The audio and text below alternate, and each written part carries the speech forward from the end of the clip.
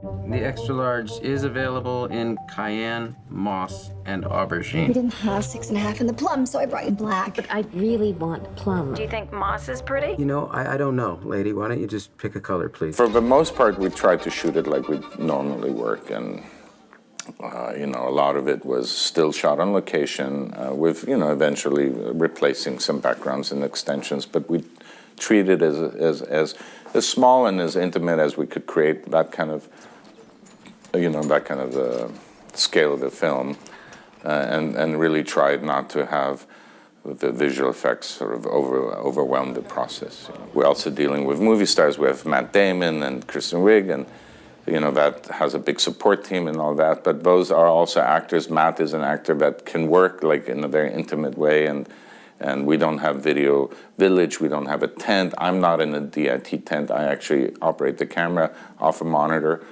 that's attached to a dolly, and the director stands right next to it, and we create this little magical triangle of, you know, director, cameraman, actors, and then there's this focus puller and a boom operator, and that's all there is really. The Mini I was introduced to very early on in its development stage, and you know, it just seemed to be a very versatile tool, and turned out to be such. I also bought the very first Alexa Classic, you know, when it came out, and I go, well, I'll be fine if it's, you know, usable for 3 years. It ended up, you know, being a functioning tool. I still, usually I'm going to bring it to Greece now and still continue to shoot commercials with it. And it's the longevity of these, you know, products has been amazing. Normally, the way it seems we configure our package, we carry a Mini or two Minis. Usually one is built in handheld mode and always sort of standing by. One is built on a Steadicam. And they're not really A, B, C cameras, kind of like different already sort of pre-built tools for each situation. And, you know, there's usually an XD that lives on the dolly and more in studio mode with Zoom. And, you know, it's nice to have sort of your different tools kind of standing by and ready. But, yeah, I've been using Minis a lot. You may find yourself behind the wheel of a large automobile.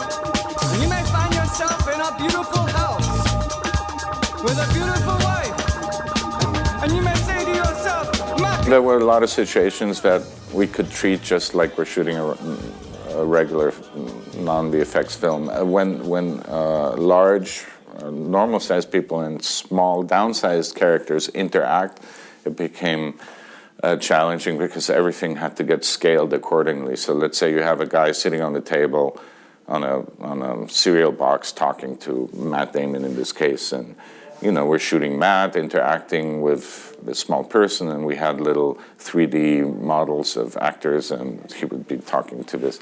And then we would shoot the plate. And weeks later, we had to go shoot the performance because we wouldn't be on that location anymore. We'd be on a stage, in this case in Toronto.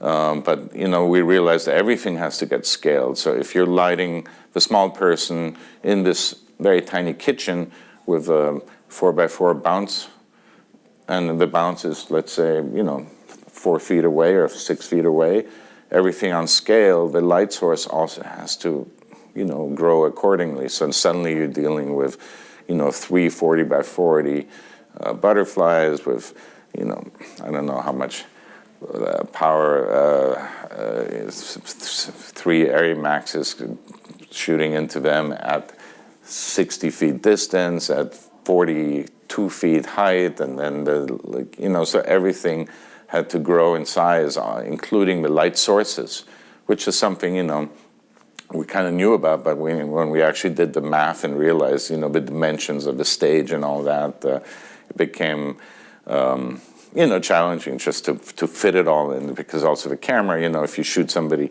that's this big, at 6 feet, you know, you gotta then end up, you know, being 80 or 90 feet away, and then if you're 10 centimeters off the table surface, you have to be 30 feet in the air on a crane, and so, you know, so there was a lot of math going on, but we did want to provide the best basis for our VFX, and then we wanted the shadow fall off and the contrast all to really match, and You know, so a lot of detail went into that.